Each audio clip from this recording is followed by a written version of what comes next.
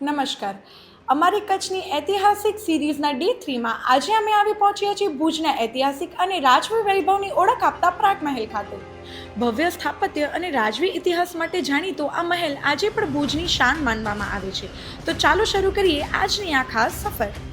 ગુજરાત ટુરિઝમની કોઈ પણ સાઇટ જો તમે જોશો તો એની અંદર 1/3 આઇટમ છે એ કચ્છની હશે અને એમાં પ્રાગમહેલ અને આયનામહેલનું નામ જરૂર હશે. એટલી ઇમ્પોર્ટન્ટ જગ્યા છે. અને આ જે પ્રાંગણ છે દરબારગઢનું કેમ્પસ, એમાં છેલ્લા 500 વર્ષનો હિસ્ટ્રી સમાયેલો છે. પ્રાગમલજી બીજા જે હતા એમને બાંધકામનો બહુ શોખ હતો. હેનરી ક્લેર વિલ્કિન્સન નામના એક બ્રિટિશ આર્કિટેક્ટ હતા. એમને ખાસ આમંત્રણ આપીને પ્રાગમલજી બીજાએ બોલાવેલા અને આખા મકાનની ડિઝાઇન છે એ એમણે બનાવેલી. આખો રેતિયા પથ્થરથી બનેલો છે. 150 ફૂટ ઊંચો ટાવર છે અને 3 માળ છે. અને ટોટલ પથ્થર છે એ કચ્છની ખાણોમાંથી લાવવામાં આવ્યો છે. એ બધા કોઈ જાતનો સિમેન્ટ વપરાયો નથી. ઇન્ટરલોક સિસ્ટમ, જેવી રીતે ખાટલાના પાયા કેમ એકબીજામાં બેસાય, અને આખું લોડ બેરિંગ સ્ટ્રક્ચર છે. એટલે નીચે પાયો મોટો, એક સાઈડમાંથી તમે જોશો તો એનાથી નાનો, એનાથી નાનો, એનાથી નાનો, અને આમ ટી શેપ છે. એટલે એકબીજાનો સપોર્ટ રહે એવી રીતે આખો મહેલ બાંધવામાં આવ્યો છે.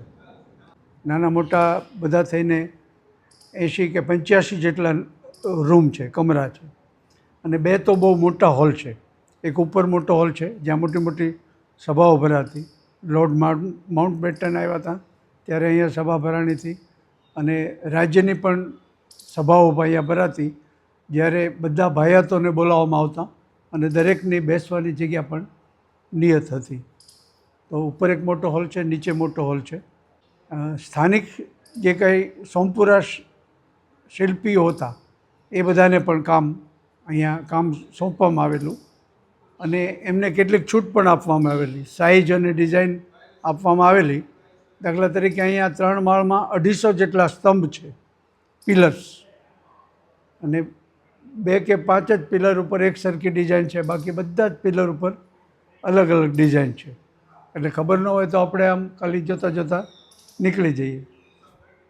તો આમની જે પ્રાગમહેલની વિશેષતા છે એનું શિલ્પ સ્થાપત્ય છે, એની ભવ્યતા છે. આમ જુઓ તો બહાર એક ખૂણાથી બીજા ખૂણાનું અંતર વધારે નથી. આમ કહે ને કે પાણાને ઘા કરી એટલુંની અંદર આવી જાય, પણ એની અંદર તમે જાઓ તો બધું વિશાળ વિશાળ વિશાળ લાગે. 150 ફૂટ ઊંચો ટાવર છે, અને એની ઉપર જે ઘડિયાળ હતું એ ભૂકંપ સુધી ચાલુ હતું, અને ઉચ્ચાલનથી ચક્રો જે બધા ફરતા એની પરથી વજન લટકતા, અને એ વજન અહીંયા ઉપર ચડાવી દેવામાં આવતા, અને એ વજનથી ચક્કર ફરતા, અને 15 મિનિટે ડંકા પડતા. 6 કિલોમીટર દૂર સુધી એનો બેલનો અવાજ સંભળાતો, અને ટાવર ઉપરથી આખું ભુજ દેખાય છે. અને આમ જોઈએ તો જેવી રીતે તાજમહેલની પ્રતિભા હતી કે ત્યાં જઈએ એટલે તરત ફોટા પડાવવાનું મન થાય, તેવું પણ અહીંયા જ છે. તમે જોશો આજની તારીખમાં પણ પ્રવાસીઓ આવતા તો સૌથી પહેલાં એને ફોટો પાડવા માટે પોતાની જાતને રોકી નહીં શકે.